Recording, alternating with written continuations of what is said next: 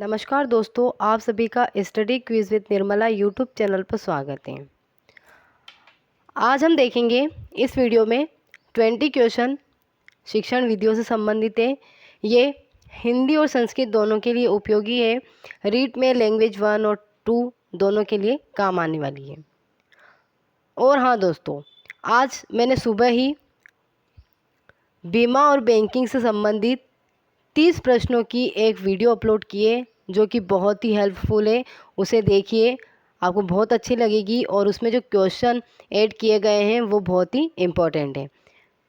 तो उस वीडियो को देखिए और आप इस वीडियो को भी अच्छे से प्यार दीजिए, अपने दोस्तों में शेयर कीजिए और चैनल को सब्सक्राइब कीजिए। बहुत सारे स्टूडेंट्स हैं जो वीडियो तो देखते हैं लेकिन चैनल सब्सक्राइब नहीं करते हैं, तो प्लीज़ दोस्तों सपोर्ट कीजिए। आप खुद जानते हैं सपोर्ट करने से जो काम होता है उसमें और ताज़गी आती है, उससे और उत्साह बढ़ता है और वो अच्छे से होता है। तो आपको ये वीडियो एंड तक देखनी है, कॉपी पेन लेके बैठना है ताकि आप इन 20 क्वेश्चन को सॉल्व करें और अपना मूल्यांकन स्वयं करें कि आपके कितने सही हो रहे हैं। तो चलिए देखते हैं पहला प्रश्न, पढ़ना क्या है। भाषा कौशल के 4 कौशल बताए गए हैं। सुनना यानी लिसनिंग, बोलना स्पीकिंग, फिर है पढ़ना रीडिंग और लास्ट में है लिखना राइटिंग। तो यहाँ पर पूछा गया पढ़ना क्या है। पढ़कर अर्थ समझना पढ़ना है, लिखित सामग्री की पढ़ाई करना पढ़ना है, स्कूलों में पुस्तकों की पढ़ाई करना पढ़ना है, या फिर शब्दों को सही सही पहचानना पढ़ना है। तो राइट आंसर क्या होगा, हम जो कुछ भी पढ़ रहे हैं, हम क्या पढ़ रहे हैं अगर हमें वो समझ में आ रहा है, उसका अर्थ अगर हमें समझ में आ रहा है, वही क्या है पढ़ना है। तो राइट आंसर यहाँ पर हो जाएगा 1, पढ़कर अर्थ समझना ही क्या होता है पढ़ना होता है। अगला प्रश्न देखिए दूसरा, पाठ में दिए गए चित्रों का क्या उद्देश्य होता है। पाठ में जो चित्र दिए जाते हैं साइडों में, देखना पहली से 5वीं तक के बच्चों के लिए चित्र दिए जाते हैं, और वैसे भी 6 to 10 की जो साइंस की बुक आती है, एसएसटी के जो मैप आते हैं वो दिए जाते हैं। तो उन चित्रों का क्या मतलब है। चित्र अमूर्त संकल्पनाओं को समझने में सहायता करते हैं। चित्रों से पाठ्य पुस्तक आकर्षक बनती है। चित्र पाठ की शोभा बढ़ाते हैं, या फिर पाठ्य पुस्तक में चित्र देने का प्रचलन है। तो राइट आंसर क्या होगा, चित्रों का क्या उद्देश्य है, जो चित्र दिए गए हैं हम उनके माध्यम से अमूर्त संकल्पनाएं जो होती है उसको समझने में काम में लेते हैं। तो राइट आंसर यहाँ पे पहला हो जाएगा, चित्र अमूर्त संकल्पनाओं को समझने में सहायता करते हैं। ओके, अगला प्रश्न देखिए तीसरा, भाषा के अभिव्यक्त्यात्मक कौशल है, यानी जिसे हम अभिव्यक्त कर सकते हैं। सुनना पढ़ना, सुनना बोलना, बोलना लिखना, या फिर पढ़ना लिखना। तो हम किन से अभिव्यक्त कर सकते हैं, किन से हम अपनी प्रस्तुति दे सकते हैं। तो हम बोलकर भी दे सकते हैं और लिखकर भी दे सकते हैं। तो यहाँ पर करेक्ट आंसर हो जाएगा तीसरा, बोलना और लिखना।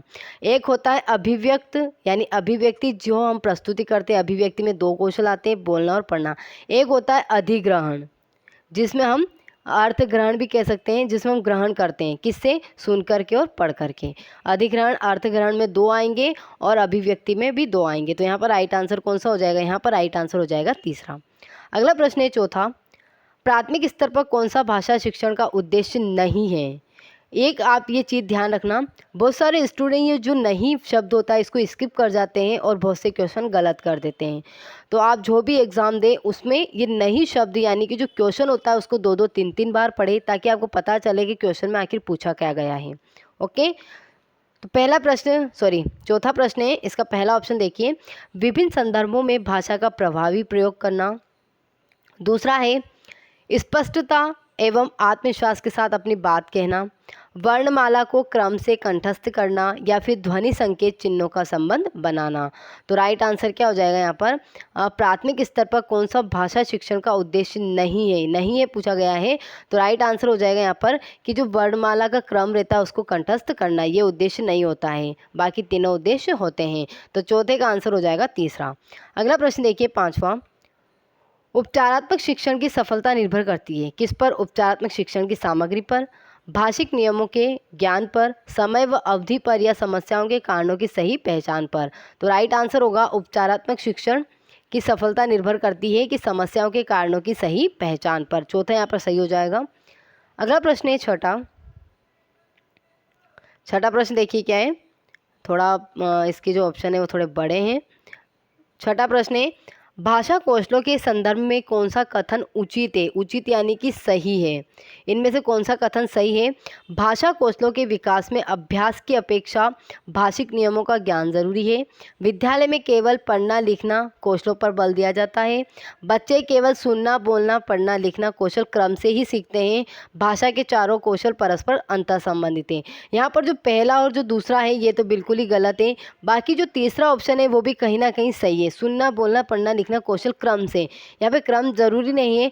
कोई बच्चा जो पहले बोलना सीख जाता है उसके बाद सुनने की क्रिया अच्छे से कर पाता है, पहले लिखना सीख जाएगा कभी बाद में पढ़ना सीखेगा, तो ये यहाँ पर ज़्यादा सही नहीं है। सही हो जाएगा भाषा के जो चारों कौशल होते हैं सुनना बोलना पढ़ना लिखना, ये आपस में अंतर संबंधित होते हैं, यानी कि आपस में जुड़े हुए रहते हैं। तो राइट आंसर यहाँ पर रहेगा चौथा। अगला प्रश्न देखिए सातवां, एक बहुसांस्कृतिक कक्षा में आप एक भाषा शिक्षक के रूप में किस बात को अधिक महत्व देंगे? किस बात को अधिक महत्व देंगे? बच्चों को भाषा प्रयोग के अधिक से अधिक अवसर देना, पाठ्यपुस्तक के प्रत्येक पाठ को भली भांति समझाना, बच्चों के व्याकरण सिखाना, या फिर स्वयं शुद्ध भाषा प्रयोग करना।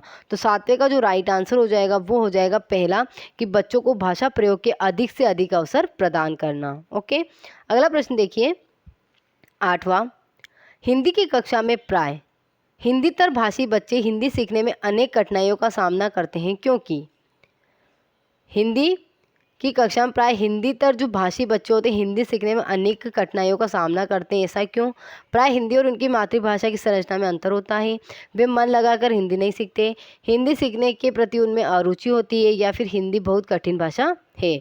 तो क्वेश्चन नंबर 8वें का आंसर क्या हो जाएगा? पहला ही ऑप्शन हो जाएगा कि जो हिंदी भाषा होती है और उनकी जो मातृभाषा होती है उन दोनों की संरचना क्या होती है? अलग अलग होती है।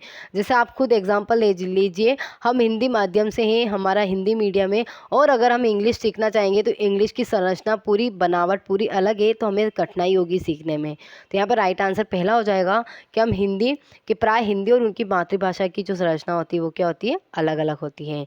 नवा प्रश्न देखिए, बोलना कौशल में महत्वपूर्ण है क्या है? मधुर वाणी है, संदर्भ एवं स्थिति के अनुसार अपनी बात कहना है, स्पष्ट एवं शुद्ध उच्चारण करना है, या अलंकारिक भाषा का प्रयोग करना है। तो राइट आंसर क्या हो जाएगा कि बोलना कौशल में महत्वपूर्ण होता है संदर्भ एवं स्थिति के अनुसार अपनी बात कहना। दूसरा यहाँ पर सही होगा। अगला प्रश्न है 10वां, सृजनात्मकता का विकास करने में कौन सा सहायक नहीं है? कविता पूरी करना, चित्र पर आधारित मौखिक अथवा लिखित वर्णन करना, प्रश्नों के उत्तर लिखना, या फिर अधूरी कहानी को पूरा करना। तो सृजनात्मक का मतलब है कि किसी चीज़ का सृजन करना, रचना करना अपने अकॉर्डिंग। तो कविता पूरी करना यानी कि कोई अधूरी कविता है तो उसको आगे हम अपने सृजन के आधार पर पूरी करेंगे, ये तो सही है। चित्र पर आधारित मौखिक अथवा लिखित वर्णन करना, ये भी सही है। कोई चित्र दिया गया हम उसको देखकर बताएंगे कि उस चित्र में क्या है, तो ये भी सृजन है। अधूरी कहानी को पूरा करना, ये भी सृजनात्मकता है। लेकिन प्रश्नों के उत्तर लिखना ये गलत है, क्योंकि प्रश्नों के उत्तर बच्चे रट करके लिख सकता है, वो अपने सृजनात्मक यानी कि अपना सृजन का प्रयोग नहीं करता है। तो राइट आंसर यहाँ पर रहेगा तीसरा। अगला प्रश्न है 11वां, भाषा शिक्षण का बहुभाषिक संदर्भ है। भाषा शिक्षण का बहुभाषिक संदर्भ है क्या है? एक से अधिक भाषाएं सीखने की ओर संकेत करता है, एक से अधिक भाषाओं में शिक्षण सामग्री है, एक समस्या है, बच्चों द्वारा शिक्षण एक से अधिक एक भाषाओं मुख्य उद्देश्य का प्रयोग है करने की ओर संकेत करता है। तो यहाँ पर राइट आंसर क्या हो जाएगा? 11वें का, यहाँ पे 11वें का आंसर हो जाएगा पहला, एक से अधिक भाषाएं सीखने की ओर संकेत करता है। बहुभाषिक कक्षा, तो नॉर्मल सी बात है, अगर कक्षा में बहुत सारे बच्चे हैं तो अलग अलग भाषाएं बोलते हैं, तो क्या करेगा? सीखने की ओर संकेत करेगा। राइट आंसर पहला रहेगा। अगला प्रश्न है 12वां, हिंदी भाषा शिक्षण का एक मुख्य उद्देश्य क्या है? भाषा का ज्ञान देना, प्रश्न पूछने अपनी बात कहने का अवसर देना, मौन पठन के उपरांत शब्दार्थ बताना, या फिर व्याकरणिक नियम कंठस्थ कराना।